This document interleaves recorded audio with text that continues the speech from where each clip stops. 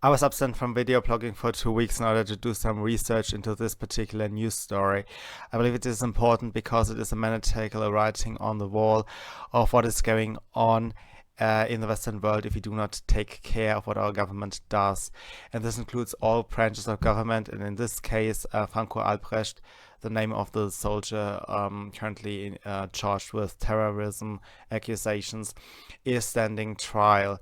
So I have compiled information in order to arm you with facts about what he is accused of, so we can check that the government does not overreach in this case.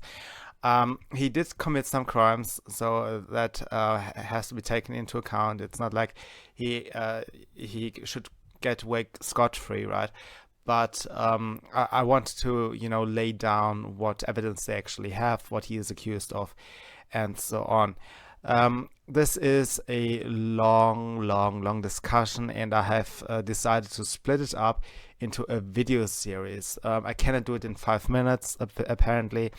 And I read through a hell load of media sources to compile evidence, and it stacked up cards that I had to sort, and ultimately I have now material for 5 videos, which I hope I can upload in a quick succession for you. This guy used to be an elite soldier. He was a straight A student, no question. He was granted access to one of the most privileged schools in the continental Europe, the École Spéciale Militaire de Saint-Cyr, which is a school that was founded by Napoleon Bonaparte himself, and is one of the most prestigious military academies in the world. And today he is still formally a soldier with the Bundeswehr, but he's staying home. He's just paid. Apparently we can afford this. He is absolutely not contributing anything to society anymore. And I think this is also saying something about how we treat each other in this day and age. Now I have used his full name, and I use it in the title of this video series because the media tries to pretend it's respecting the privacy of the people they write about. In reality, they have given so many details about this man that it is easy for everybody who comes in touch with him to identify him correctly. So I think he won't be angry with me when I say Franco Albrecht instead of Franco A, which is what the media does. And I will also call his brother-in-law Max Tischer, as he is usually called in everyday life, such, and not Maximilian T, which is the media moniker for him. Also, his career options are already destroyed, despite his straight A's and high IQ and so on. He had served 7 months in prison from the 27th of April 2017 to the 29th, or the release court decision was made on the 29th of November 2017. So that are 7 months in prison, and for that he will most certainly not work as an ordinary professional again. He may, collect the trash or whatever, but there's no way that he can use his skills to advance the community as he would have if we were a fair and just society, which we are not. So Mr. Albrecht was stationed with the Jäger Battalion 291, which is a shared military cooperation between France and Germany, which is a unit that is currently stationed in Ilkirch, Alsace, in south of Strasbourg, in France. And he used to serve there at the time that he was arrested. Now this leads me to the story why he was arrested, and that's quite peculiar because it had nothing to do with terrorism, I would say, but our elites now, media, make it out to be. After the ball of officers, that is a dance festival, an annual festival in Vienna, very famous. They all wear military clothes, very posh, and they dance in waltz, and they have brass bands and so on. It's a very posh, nice event. And when he went out a bit tipsy, he probably tried to relieve himself into the shrubs and found something in the bush. And the weapon he found in the bush was a French military gun, a Unique 17 caliber 7.65, or more accurately 7.62 millimeter, a Browning 0.3 inch. That's the same caliber. And the manufacturer is the Manufacture d'Armes des Pyrénées Françaises. That is a standard military weapon for the French military, and it also was used for the French police. Still, the media in Germany used to refer to it as a Wehrmacht pistol, because the French says during the occupation of France in the Second World War, they also wore that French military weapon. That's a very dishonest description of that very weapon. He probably wanted to own it because it's a vintage gun, and he's a collector. He's a collector, like many smart people who like, to find out how things they work with every day looked in the past. That's not a rare thing. If that's a part of the problem with that entire story. If you are, I don't know, a shoemaker, I don't know, any profession that has absolutely nothing to do with guns, and you are collecting suddenly stuff that was used by the Wehrmacht, okay, you get a bit suspicious about that.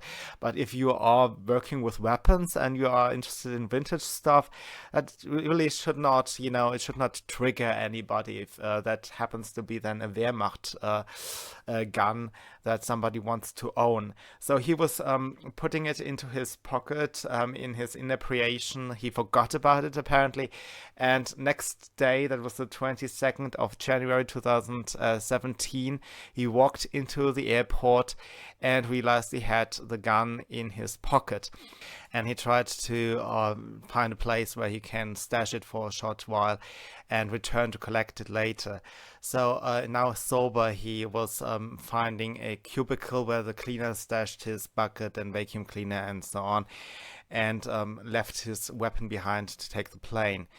The cleaner found the weapon, and they left an alarm on it to alert the police if somebody should come and collect it, which of course happened. So on the 3rd of February, Franco Albrecht returned to Schwechat Airport and grabbed the gun, and that is when he was finally arrested.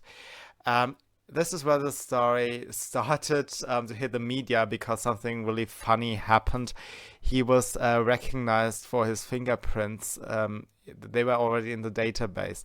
We had not committed any crime, and still they had already his fingerprints, and that is because he claimed asylum under the name of David Benjamin, a supposed Syrian refugee who just, escaped civil war. Of course, what he tried to do, and I will explain that in a second in more detail, was to prove to the world how easy it is to immigrate into Germany with a complete set of lies and even being unable to speak Arabic and so on. How easy it is to fool German authorities and the public. So this is what he tried to do. He had left his fingerprints behind to claim asylum, and then when he tried to collect this vintage gun for perfectly normal reasons, he was arrested. This is when the media storm began. He was first registered as Syrian asylum seeker David Benjamin on the 19th of December 2015 in the Kriminalinspektion Offenbach, his hometown Offenbach. A Kriminalinspektion is apparently some kind of a police station, and he was then sent to an asylum center in Zirndorf in Bavaria. That's a little town.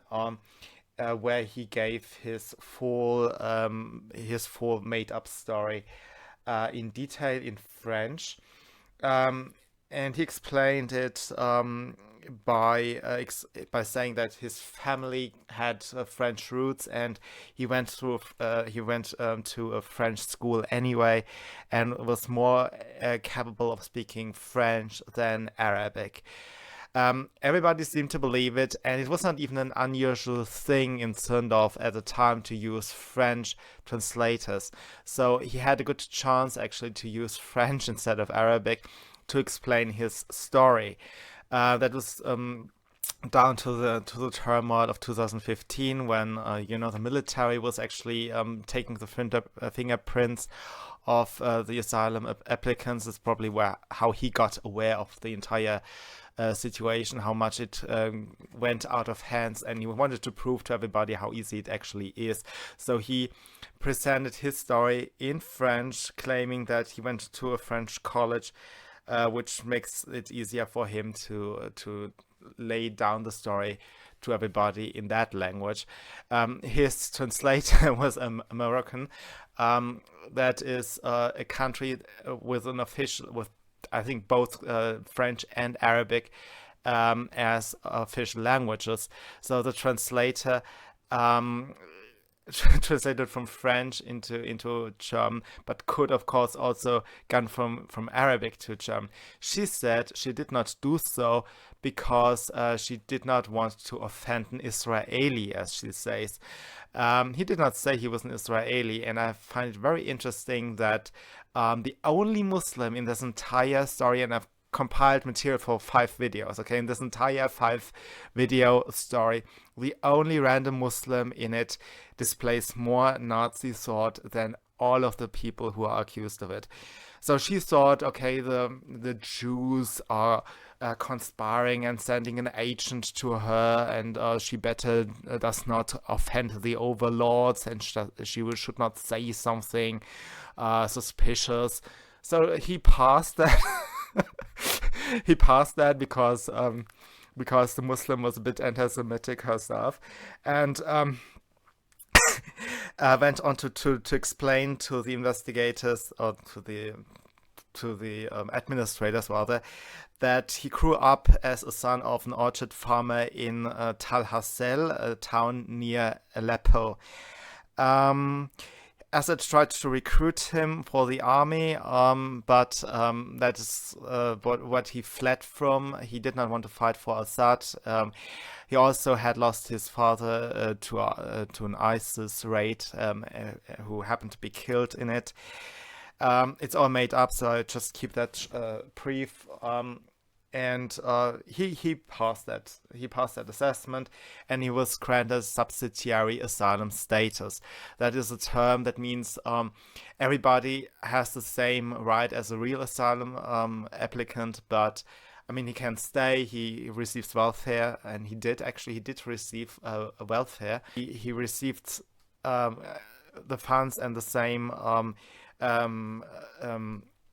documents that anybody who has a true asylum status would be granted.